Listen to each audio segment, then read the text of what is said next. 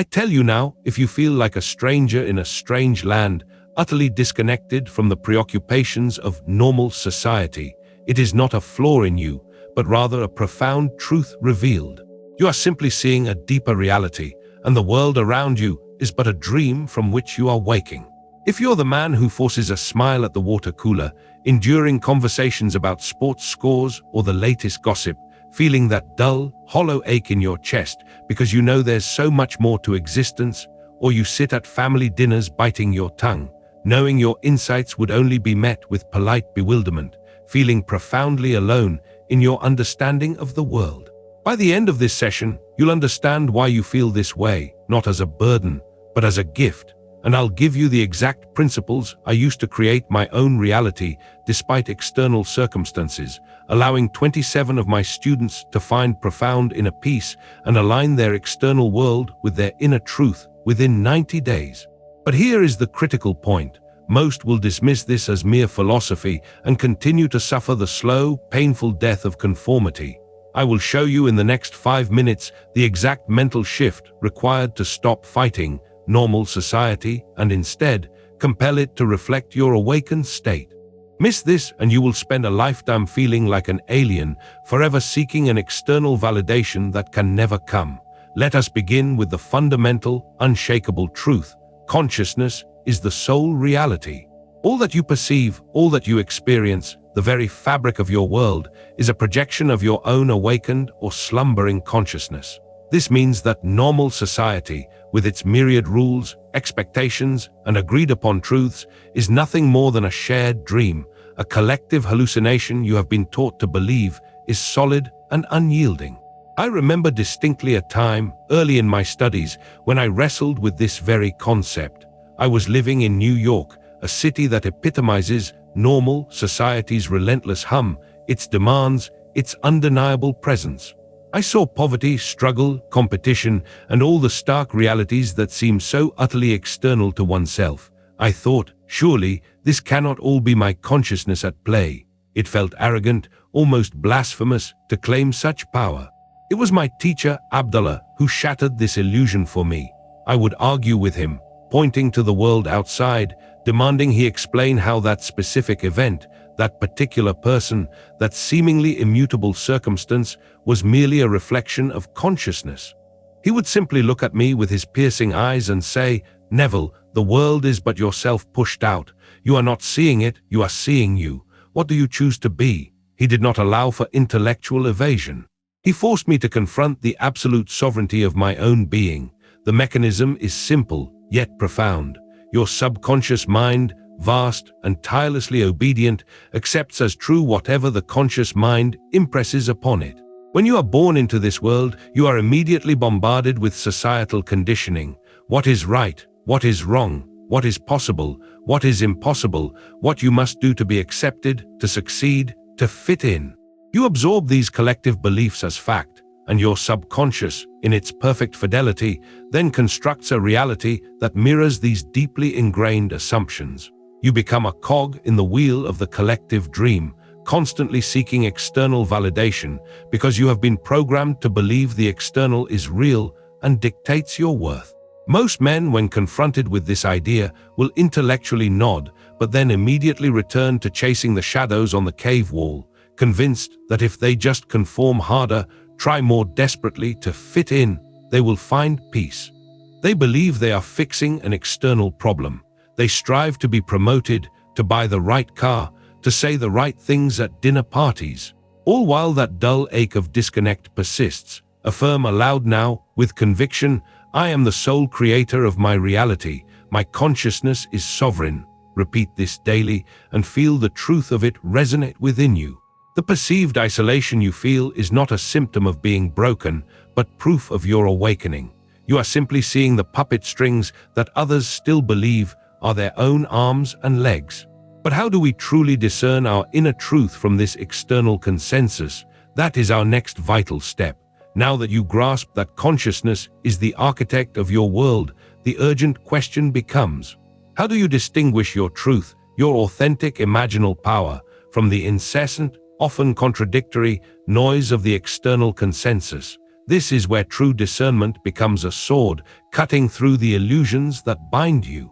I often think of my early days trying to apply this.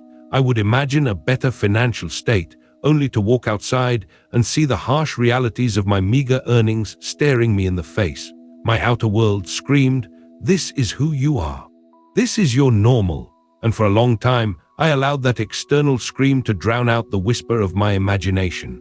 The consensus reality, the normal way of seeing things, was so loud, so persistent, that my inner truth seemed a fragile, fleeting thing.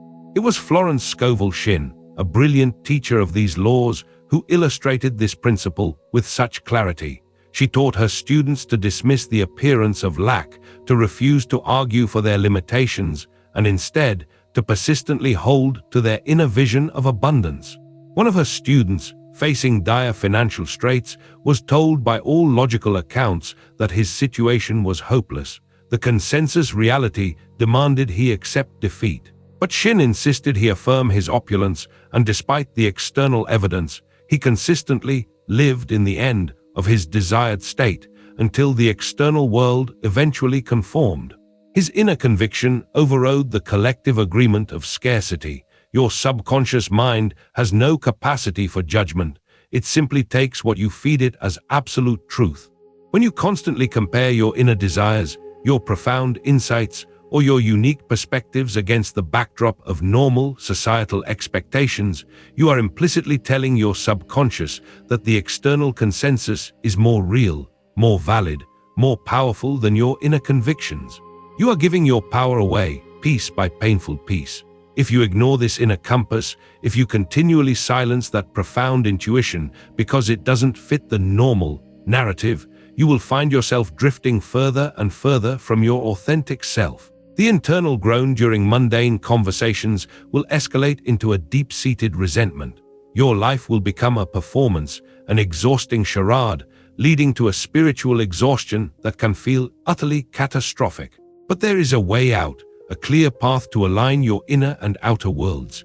It is about developing an internal knowing, a self-trust that transcends the need for external agreement.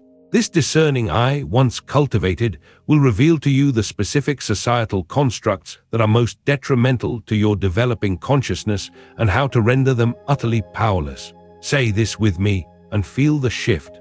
My inner vision guides me. My feeling of truth is my ultimate authority. Practice this and watch your world begin to reorient itself. Let us confront a deeply ingrained societal command. Fit in. From childhood, we are taught the importance of conformity, of blending, of not making waves. This, my friends, is not merely a social nicety. It is a profound betrayal of your innate, divine, imaginal power. To fit in means to suppress your unique inner vision, to dim your light, to dilute your creative force for the sake of an external approval that is fleeting and ultimately meaningless. I saw this constantly in my own life. Before I fully grasped SATs with sensory richness, impregnating the subconscious with vivid, felt experiences, you unleash an unstoppable force. Each principle reinforces the others. Your knowing that consciousness is all fuels your persistent assumption. Your sustained feeling through mental diet strengthens your imaginal acts. Your revision clears the path for the new. Your non-resistance allows the swift unfolding. This is not a collection of techniques. It is a holistic lifestyle of conscious creation. It is the master formula that ties everything together. My persistent assumption, combined with feeling, creates inevitable manifestation. Master integration, the unifying formula. Understand this now. All these principles are not separate tools to be picked and chosen. They are facets of a single, unified, divine process of creation. They work in concert, a symphony conducted by your conscious intention. There is an exact sequence, and the order matters, for it prepares the ground, plants the seed, nourishes its growth, and ensures its fruition. First, you must define your desire with absolute clarity, knowing precisely what feeling implies its fulfillment. This is your target, your end state. Do not equivocate. Then you must enter the feeling of that wish fulfilled. This is living in the end. You must, in your imagination, and especially in the SATs state, experience the reality of having it here and now. Feel the relief, the joy, the peace, the certainty. This is the impregnation of your subconscious. Next, for the remainder of your day, you must maintain a rigorous mental diet. This means gently, but firmly, redirecting any thought or feeling that contradicts your assumed reality. This is sustained feeling, protecting the seed you have planted. If you fall into the old narrative, use your discernment to recognize it and immediately revise. Simultaneously, you must practice revision for any perceived conflict. This is about clearing the weeds. If you encounter a situation that triggers the old feelings of disconnect, misunderstanding, or lack, revisit it in your imagination and transform it into an ideal experience. This clears the past and prevents it from echoing into your future. Finally, you must surrender the how with absolute trust. Once the seed is planted and the ground is clear, your conscious mind's only role is to remain in a state of confident expectancy. Do not plot, do not fret, do not look for external signs. Simply know that it is done and allow the divine mechanism to unfold the perfect bridge of incidents. Why this order matters. You cannot effectively maintain a mental diet if you haven't first impressed the subconscious with a clear end state. You cannot fully surrender the how if your subconscious is still plagued by contradictory assumptions or unrevised past hurts. This sequence is a purification, a planting, a nurturing, and a liberation. It is the path to sovereignty. Here is the master formula that ties everything together, the immutable law of your being. Conscious assumption plus sustained feeling plus non-resistance, inevitable reality. This is not a hope, not a possibility. It is an absolute, guaranteed truth of your existence. Implementation ritual. Your next 90 days to mastery now. For the next 90 days, you will implement these principles with unwavering commitment. This is your ritual, your sacred practice to re-engineer your reality. 1. Tonight before sleep, and every night for the next 90 days, dedicate 10 to 15 minutes to your SATS practice. As you drift into that drowsy state, close your eyes and vividly, sensually, feel what it would be like if your desire were already fulfilled. If it is the cessation of social anxiety, feel yourself confidently engaging, enjoying conversations, feeling completely at ease and understood. Make it real to your inner man, engaging all your senses until it takes on the tones of reality. This is your primary act of creation. 2. Tomorrow morning, upon waking, and every morning. For 90 days, before you even open your eyes fully, affirm aloud with conviction, I am the conscious gardener of my mind. My mental diet consistently nourishes my desired reality. I am the master of my assumptions. Feel the truth of this statement vibrating through every cell of your being. 3. Throughout your day, for the next 90 days, practice vigilant mental diet. Whenever an unwanted thought, a doubt, a fear, or an old grievance arises, gently but firmly redirect your attention to the feeling of your wish fulfilled. If you encounter a situation that triggers that dull ache of disconnect, that hollow feeling, or that sense of being an alien, acknowledge it, but do not dwell. Later, when you have a quiet moment, re-enter that scene in your imagination. Replay it, but change everything to your ideal. Imagine the perfect interaction, the perfect understanding, the perfect feeling of belonging. Do not dwell on the negative version. Consciously replace it with the revised, desirable one. Make it your new memory. This is your constant purification and reinforcement. 4. Daily, for 90 days, challenge the consensus reality. When you hear others engaging in conversations that feel trivial or draining, observe without judgment, but internally affirm your own truth. Do not engage in internal debate. Simply affirm, my consciousness is the sole reality. I am choosing my feeling. Protect your inner state. Timeline promise reinforcement. Within 7 to 30 days of consistent, faithful application of this ritual, you will experience a profound internal shift. The cessation of that nagging social anxiety will become undeniable. A quiet confidence will emerge, and you will begin to witness the manifestation of 1 to 2 external circumstances that perfectly align with your higher consciousness. If you find yourself still struggling beyond 30 days, it will be a clear diagnosis. You are still holding onto a subtle, subconscious, contradictory assumption that needs to be uncovered and revised. The law is unerring. All open loops closed. Remember those mysteries, those questions that stirred within you at the beginning. Why is your very awakening the reason for your perceived isolation, not a symptom of it? It's because you are now seeing beyond the agreed-upon illusion, the collective hallucination that others still believe is solid and unyielding. You are seeing the puppet strings. They believe they are their own arms and legs. This understanding is your gift, not your burden. The specific detrimental societal constructs, the incessant demand for external validation, and the endless, exhausting pursuit of fitting in. By rejecting these internally through your unwavering mental diet and commitment to your inner truth, they lose their power over you completely. They become hollow echoes in a world you no longer perceive as truly real. And how did I learn to live completely in my own imagination, compelling my external world to conform, even when others around me called it madness? It was through unwavering, living in the end, relentless revision, absolute trust in the surrender of the how, and the profound understanding that my imagination is the only reality. It wasn't madness, it was mastery. It is the mastery I now impart to you.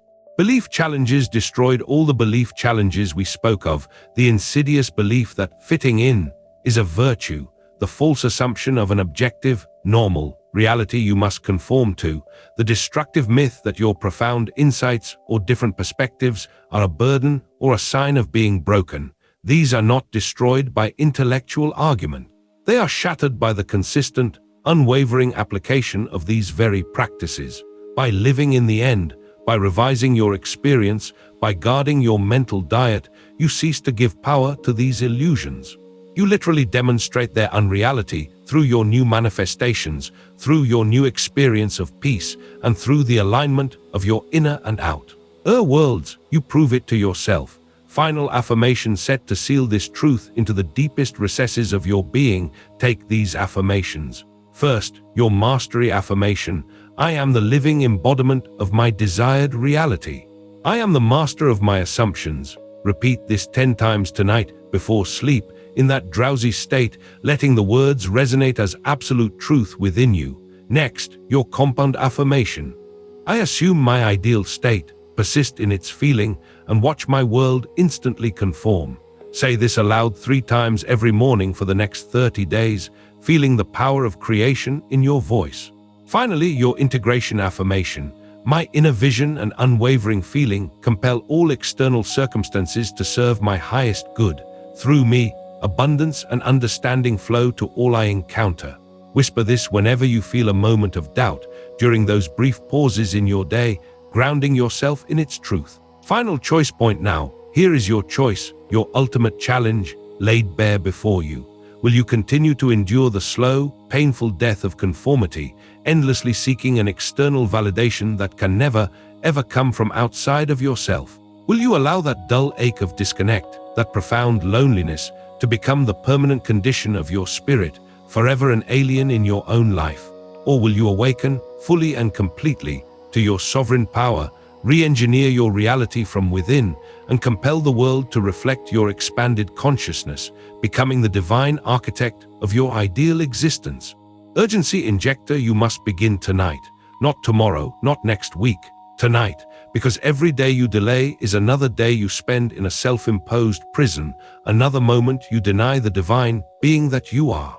Every moment of hesitation is a moment you give power to the very illusions you seek to escape.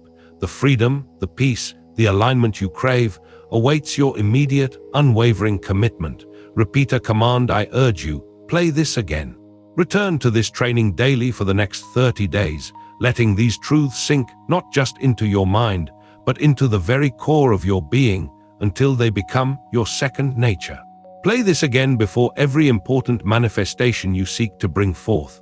Let it be your guide, your anchor, your unwavering compass. Legacy Vision. 6 months from now, you'll look back at this exact moment, at these words, and realize that this was the pivot point. The man you are now, the man who feels that deep disconnect, will be but a distant memory. You will stand, not merely aligned, but radiant, a beacon of conscious creation. You will experience a profound inner peace, a joy in your authentic expression, and a world that effortlessly mirrors your deepest desires. The relationships, the opportunities, the understanding you crave will be your natural state. You will know with an absolute, undeniable certainty that you are the sole creator of your reality, and your life will be a living testament to the limitless power of your awakened consciousness. This is not philosophy. It is a way of life, and it is the only way to true freedom, true power, and true peace. Go forth and manifest your divinity. These laws, I felt the pressure to be what others expected, to pursue careers that felt respectable but utterly dead to my spirit. I would find myself in conversations, listening to others discuss their sensible plans, and a part of me would yearn to share the radical truths I was discovering about imagination creating reality, about the absolute power within. But the fear of being seen as strange, as an outlier, as someone who simply didn't get it, often kept me silent. That silence was a betrayal. It was a conscious choice to prioritize external acceptance over the vibrant, living truth within me.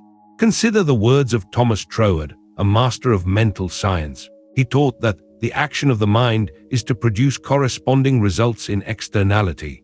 If you are constantly adjusting your inner state to fit in with an external consensus, you are actively impressing upon your subconscious the belief that your inner world is subservient to the outer.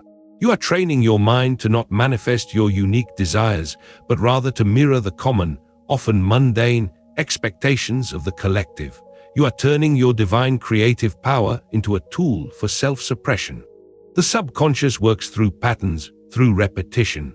Every time you bite your tongue, every time you force a smile, every time you choose silence over the expression of your truth, you are reinforcing a pattern of self-abandonment. You are programming your mind to believe that your unique perspective is a liability rather than the very source of your power. This is not motivation. This is profound subconscious reprogramming towards limitation.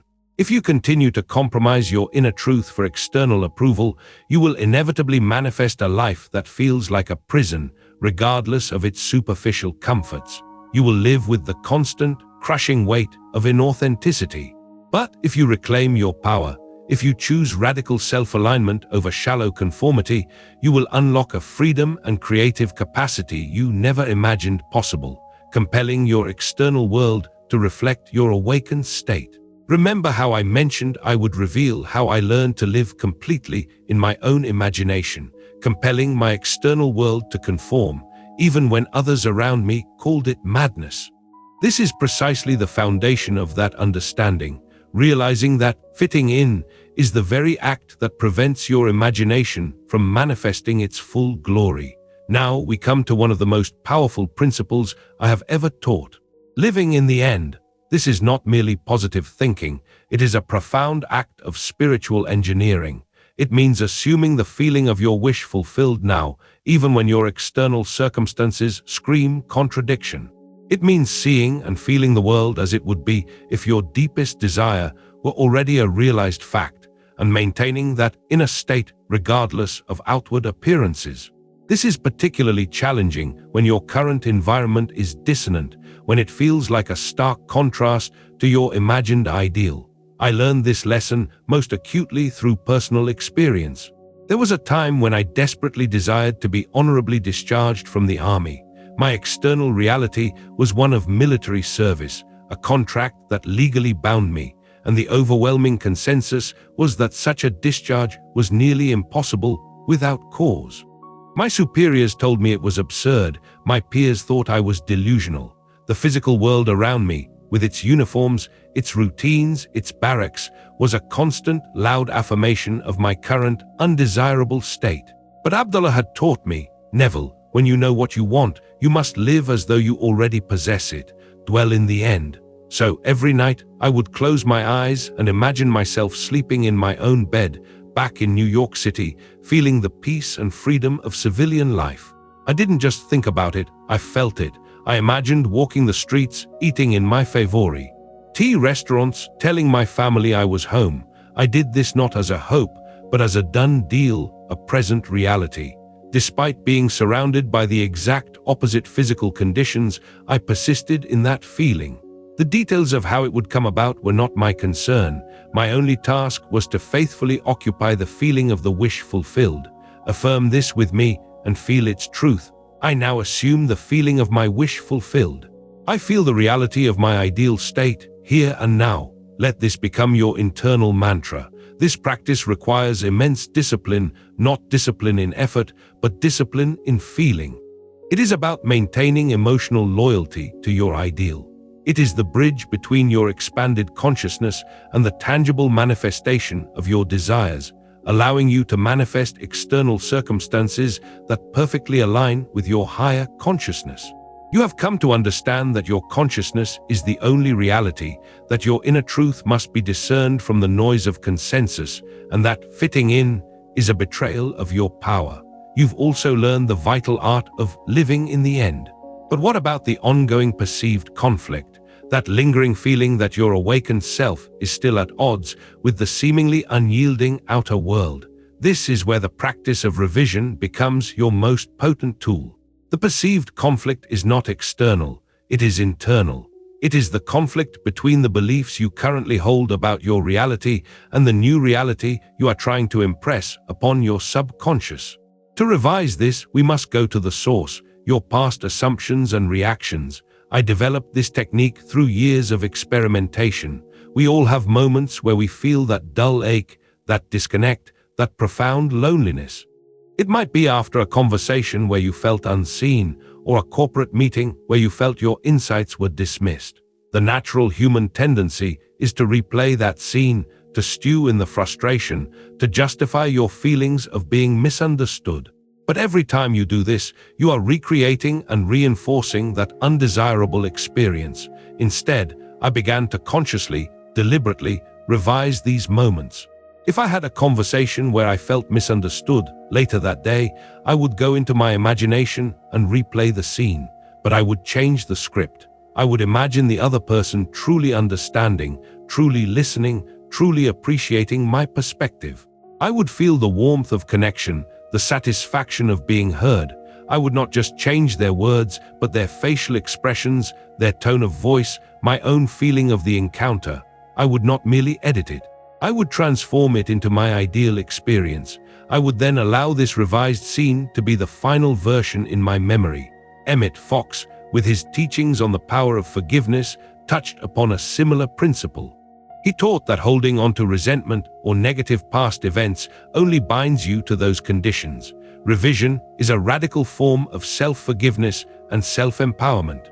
It is saying, I choose not to perpetuate this undesirable state within my consciousness. I choose to impress a new, harmonious reality. Your subconscious mind does not differentiate between what you have actually experienced and what you have vividly imagined and felt as real. When you revise a past event, you are literally changing the blueprint for your future experiences. You are erasing the old, undesirable impression and replacing it with a new, harmonious one. This does not mean denying what happened, but rather refusing to let what happened control your present and future. If you allow the old, unrevised memories of disconnect and social anxiety to persist, they will continue to play out in your future experiences, leading to deeper isolation and a permanent sense of being an outsider. This cycle will only intensify, making your world feel increasingly hostile. But there is a powerful way to break this cycle too. Bring profound inner peace and align your external world. Here's exactly how you will implement these principles, leading to a profound internal shift, the cessation of social anxiety, and the manifestation of 1 to 2 external circumstances that perfectly align with your higher consciousness within the next 90 days. If you find yourself still struggling, it will be a clear diagnosis of which societal assumption you are still holding onto. First, daily, upon waking and before sleep, dedicate 10 to 15 minutes to living in the end of your ideal reality. Close your eyes and vividly, sensually, feel what it would be like if your desire were already fulfilled. Feel the joy, the relief, the peace. If it's the cessation of social anxiety, feel yourself confidently engaging, enjoying conversations, feeling completely at ease and understood. Make it real to your inner man. Second, throughout your day, whenever you encounter a situation that triggers that feeling of disconnect, that hollow ache, or that sense of being an alien, moments where you feel misunderstood or unseen, practice revision. Later, when you have a quiet moment, re-enter that scene in your imagination. Replay it, but change everything to your ideal. Imagine the perfect interaction, the perfect understanding, the perfect feeling of belonging. Do not dwell on the negative version. Consciously replace it with the revised, desirable one. Make it your new memory.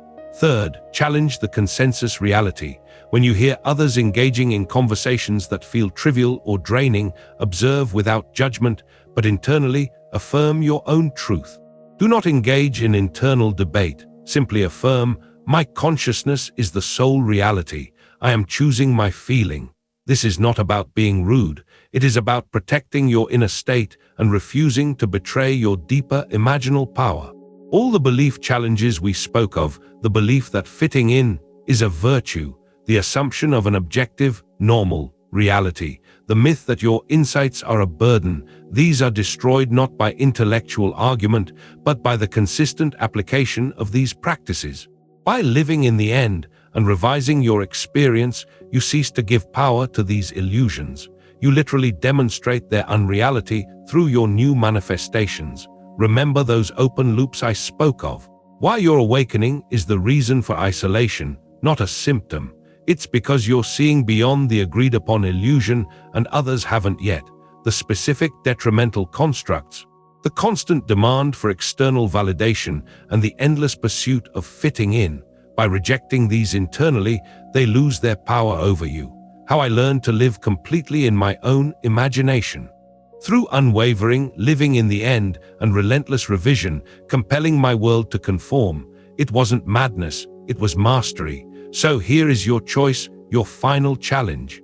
Will you continue to endure the slow, painful death of conformity, endlessly seeking an external validation that can never come?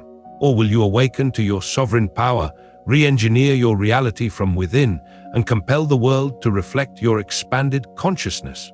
Will you remain an alien in your own life, or will you become the divine architect of your ideal existence? I urge you, play this again. Return to this daily. Let these truths sink not just into your mind, but into the very core of your being. This is not philosophy, it is a way of life, and it is the only way to true freedom. Now, here's the deeper truth about that lingering feeling, that internal discord you might still experience, even as you begin to practice living in the end and revision. It is not some external, unyielding force that opposes you. It is the subtle, insidious presence of deeply ingrained, contradictory assumptions you still harbor within yourself. Your subconscious mind, vast and tirelessly obedient, cannot deliver a perfectly aligned reality when you are still feeding it mixed signals. His is the crucial stage where mere attempts transform into absolute mastery. The law of subconscious alignment, eradicating internal contradiction. Many men, when they first grasp these principles, will embark on their imaginal acts with fervor, imagining their ideal state, feeling its reality. Yet, if they then spend their waking hours internally arguing with their boss, or fearing a bill they cannot pay, or silently judging a colleague, they are actively creating a counter-assumption. They are telling their subconscious, with every anxious thought, with every internal complaint, this other reality is also true, this lack is also valid, and the subconscious, in its perfect fidelity, must then reflect both. You cannot plant a seed of an apple tree and then, every day, water the ground with the belief that a fig tree will grow and expect a bountiful harvest of apples. It simply cannot be. I remember a period in my early lecturing career when, despite teaching these very laws, I found myself battling persistent financial strain. I would speak with conviction on stage, declaring the omnipotence of imagination, only to return to a small, drafty apartment, wondering how to pay the next month's rent. The external world, for a time, stubbornly refused to fully conform. I was living in the end of lecturing to packed halls, receiving generous offerings, yet my personal finances were in disarray. This was a profound conflict. Abdullah saw it immediately. He asked me, Neville, when you are not on that stage, what is the silent conversation in your mind about your own abundance? What are you assuming about your means when no one is listening? It was a harsh mirror. I realized I was still unconsciously entertaining fears of scarcity. I was allowing the external consensus of struggling artist to seep into my mental diet, even as I consciously willed for abundance. The mechanism of subconscious alignment demands coherence. Your subconscious mind, the creative power of God within you, works with the feeling of the assumption. If your conscious imaginal act says, "I am abundantly wealthy," but your emotional undercurrent, your constant inner monologue, says, "This is impossible. I can't afford that," then you are sowing confusion into the fertile ground of your being. The result is delay, struggle, and often failure, not because the law is flawed, but because your application is contradictory. Most men, when faced with this inner conflict, will either blame the external world or accuse the law of being false. They will try harder to force the external conditions, to chase more opportunities, to negotiate more fiercely, believing that external effort is the answer. But the master knows that the outer world is but a servant to the inner state. The master meticulously purges internal contradictions. He understands that every single thought, every lingering feeling, every assumption, no matter how small, contributes to the overall impression on the subconscious. Stop, hear these words carefully. If you are experiencing delays or frustration, it is not a lack of power in the law. It is a misalignment in your internal state. You are simultaneously affirming your desire and affirming its absence. The subconscious is simply reflecting both of your beliefs. This principle is absolute. Your ability to manifest with speed and certainty is directly proportional to your internal alignment. Affirm this truth with me now and feel the weight of it. I am in perfect alignment with my desires. My inner world is coherent, and my outer world reflects this truth. Repeat this 10 times before sleep tonight, allowing it to sink into the deep, quiet chambers of your mind. This is the foundation of true, rapid manifestation, the art of mental diet, cultivating the garden of consciousness. Now, the practice of living in the end must extend beyond mere moments of contemplation.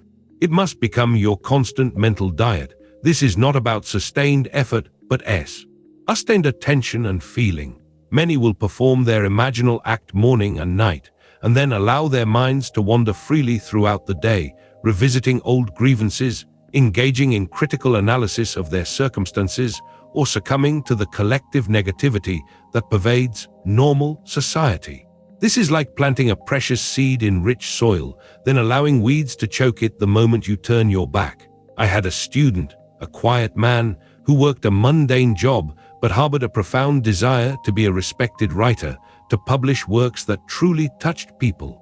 He struggled with self-doubt, constantly comparing his nascent efforts to established authors, feeling the sharp sting of inferiority. His initial attempts at living in the end were strong, but he found his days filled with corrosive inner arguments and self-criticism. His external world remained unchanged, the manuscript unfinished, the recognition elusive. I taught him the concept of the mental diet, drilled into me by Abdullah. It wasn't enough to feel the end state for 15 minutes. He needed to live in that end state all day. How would a successful, respected author feel throughout his day? Would he worry about his talent? Would he compare himself to others? No. He would feel a quiet confidence, a certainty in his craft, a joy in his expression. I told my student, you must catch every thought, every feeling that contradicts your desired identity, and revise it instantly. Do not let it take root. You are the gardener of your mind. Joseph Murphy, another great teacher, understood this deeply. He emphasized that your conscious thoughts are the pilot, guiding the subconscious ship. If the pilot is constantly changing course, veering off into doubt and fear, how can the ship reach its destination? The subconscious mind, our faithful servant, is always at work, externalizing whatever dominant impression it receives. If you spend your day reinforcing the old, undesirable reality through your thoughts and feelings, you are effectively canceling out your dedicated, imaginal acts. You are like a man who tries to fill a bucket with water but leaves a hole in the bottom. Most men still give their attention, their precious conscious focus to the unwanted reality. They dwell on the problems, dissect the failures, and mentally rehearse scenarios of lack and limitation. They believe they are being realistic, but here's the brutal truth most teachers won't tell you. There is no realistic outside of your imagination. Whatever you deem realistic becomes your reality. The master, however, maintains an unwavering focus. He disciplines his thoughts, not through strenuous effort, but through gentle redirection, consistently bringing his mind back to the feeling of the wish fulfilled. He knows that every moment spent dwelling in the end is another thread woven into the tapestry of his desired reality. This is not about forceful repression. It is about choosing which garden you cultivate. If you leave without understanding this, you'll continue to battle your own mind, your desires perpetually out of reach, because you are allowing the constant, insidious drip of the old narrative to undermine your creative power. This is the difference between fleeting hope and inevitable manifestation. Affirm this truth aloud every morning for the next 30 days. I am the conscious gardener of my mind. My mental diet consistently nourishes my desired reality. Feel the responsibility and the power in those words. Your consistent feeling throughout the day is the fertile ground for your future. The principle of non-resistance. Surrendering the how, and here's where this becomes powerful, but also where many stumble. The principle of non-resistance. Once you have impressed your subconscious with the feeling of your wish fulfilled, and you maintain a consistent mental diet, your only remaining task is to remain in a state of confident expectancy and allow the manifestation. You must surrender the how. The universe, your subconscious, the divine architect, knows infinitely more pathways to your desire than your limited conscious mind can conceive. I saw this repeatedly in my own life. When I desired my honorable discharge from the army, I knew what I wanted: to be free in New York, sleeping in my own bed. I lived in that feeling. But I did not, for one moment, try to figure out how it would happen. Would I speak to a specific officer? Would a new regulation be passed? Would some external event occur? To even entertain these questions would have been resistance, a subtle indication to my subconscious that I doubted its infinite resourcefulness. Instead, I held to the feeling of freedom, and the how unfolded in a way I could never have predicted. It came through an unexpected confluence of events, a chance encounter, a unique regulation that applied to my specific situation, a path entirely unforeseen by my rational mind. This is the genius of the subconscious. It will always find the path of least resistance, the most elegant and effortless way to externalize your dominant assumption. Consider the wisdom of the ancient mystics. Be still and know that I am God. That stillness, that non-resistance, is the fertile void from which all creation springs.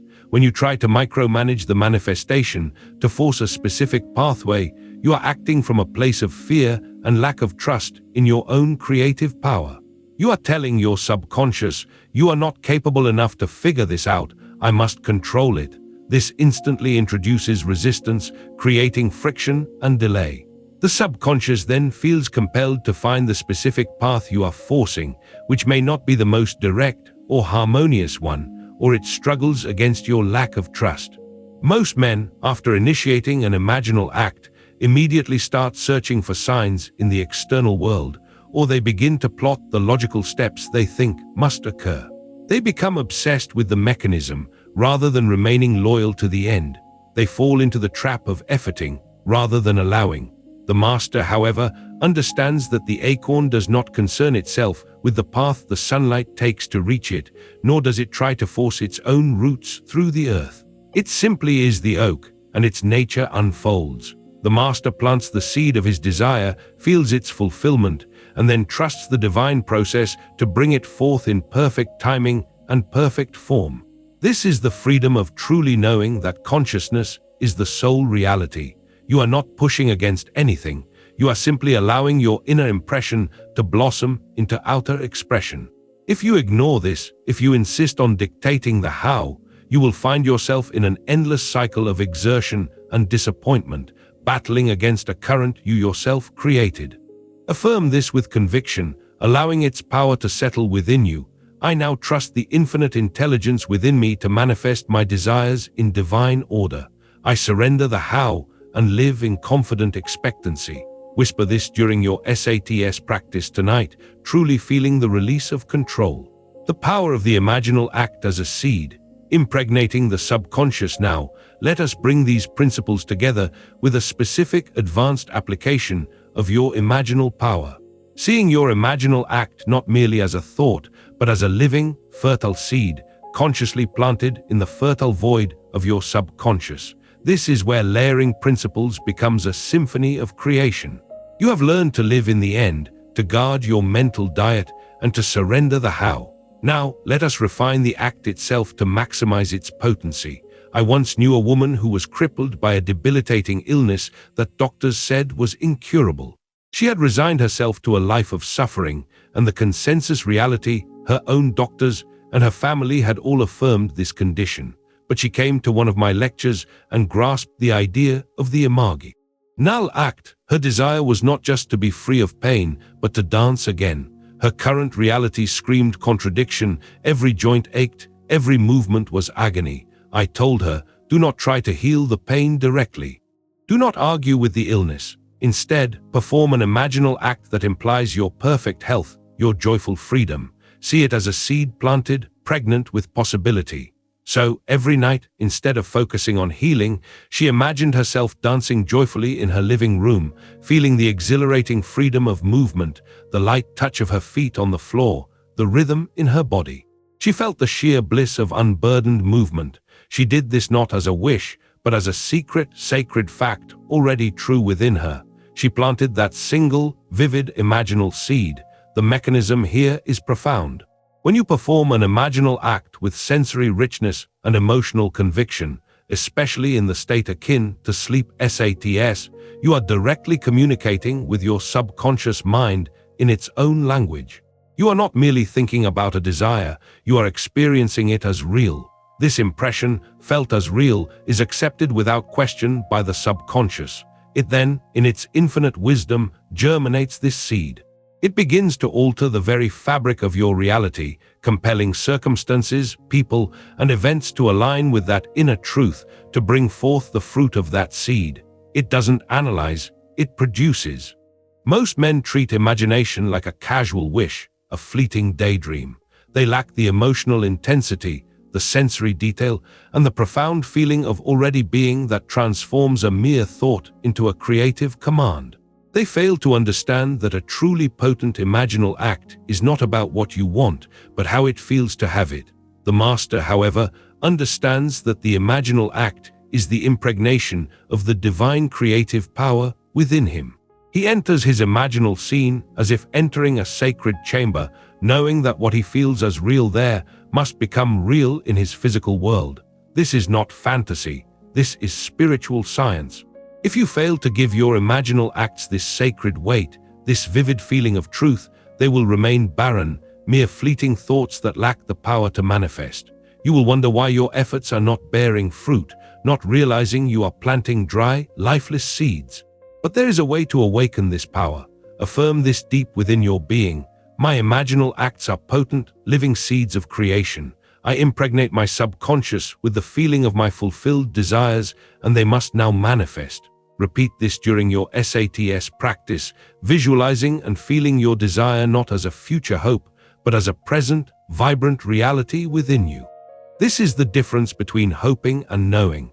Troubleshooting guide. Why manifestations fail or delay now. Let's address the common pitfalls, the reasons why even with the best intentions, your manifestations might falter or seem endlessly delayed. In my 40 years teaching, I've seen these 3 mistakes recur tirelessly, and if you recognize them, you hold the key to swift correction. First, lack of sustained feeling. This is not about brute force, but gentle, persistent occupancy of the end state.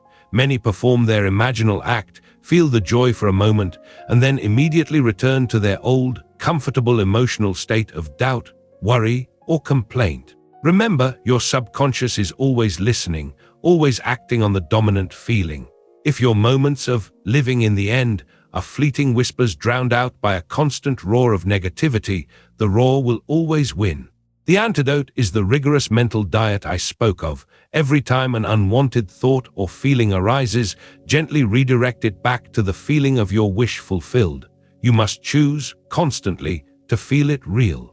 Second, secret contradictory assumptions. This goes deeper than just a stray negative thought. These are the deeply ingrained, often unconscious beliefs that subtly contradict your desire. You may desire financial abundance, but deep down, you hold a belief that money is hard to come by, or I'm not worthy of wealth. You may desire profound connection, but secretly believe I'm meant to be alone, or people always misunderstand me. These are the societal constructs, the normal narratives you absorbed that are still pulling the strings. The solution is self-observation. Pay attention to your instinctive reactions, your gut feelings in challenging situations. These reveal your hidden assumptions. When you uncover one, consciously affirm its opposite truth and feel it. This is where revision becomes paramount, not just for external events, but for your internal landscape of belief. Third, impatience and looking for results. This is perhaps the most insidious trap. Once you have truly impregnated the subconscious with your imaginal act, it has already begun its work. To constantly check the external world for signs or to ask, when will it happen, is to betray a fundamental lack of trust. It is like planting a seed and then digging it up every day to see if it's growing. The act of looking for results implies that it hasn't happened yet, sending a contradictory message to your subconscious. The law of assumption works. You have assumed, therefore it is done. The only task remaining is to remain in the feeling of its fulfillment and allow it to unfold in its perfect timing. The antidote is unwavering faith and the absolute certainty that your inner state must externalize. Your only job is to be loyal to that inner truth. This is the difference between a master and a perpetual student. Acceleration techniques, the drowsy state and sensory richness to accelerate your results, to bring your desired reality into being in days rather than weeks or months. You must refine the potency of your imaginal acts and harness the power of the drowsy state. The drowsy state, what I call the state akin to sleep SATS, is your most direct portal to the subconscious. When your body is relaxed, your conscious mind begins to recede, and the critical filter of logic and doubt diminishes. This is the optimal time to impress your desire. Before sleep, lie in a comfortable position, relax every muscle in your body, and allow yourself to drift into that beautiful state where you are neither fully awake nor fully asleep. In this state, your imagination is unbound and your subconscious is most receptive. This is not about trying hard, it's about allowing yourself to sink into the feeling. Second, sensory richness. A bare thought lacks power. A vivid, multisensory experience is a creative command. When you enter your imaginal scene, engage all your senses. What do you see? The colors, the light, the details of your desired environment. What do you hear? The sounds of your success, the words of congratulation, the peaceful quiet of your fulfilled wish. What do you feel? The texture of the clothes you're wearing, the embrace of a loved one, the warmth of the sun, the deep, abiding peace of your accomplished goal. What do you smell? The scent of your new home, the aroma of a celebratory meal. The more real you make it to your inner man, the more swiftly and certainly your outer world will conform. This is the alchemy of creation. To get results in 7 days instead of 30, you must saturate your imaginal acts with this level of sensory and emotional intensity. Layering principles, the symphony of creation. Now, let us integrate these truths into a unified, unbreakable system. When you combine one consciousness as the sole reality, the unshakable knowing that you are the creator, two, persistent assumption, consistently choosing to assume your wish fulfilled, 3, sustained feeling, maintaining the emotional tone of your ideal state through mental diet, 4, strategic revision, erasing and transforming past dissonances, internal and external, 5, non-resistance, surrendering the how with absolute trust, 6, potent imaginal acts,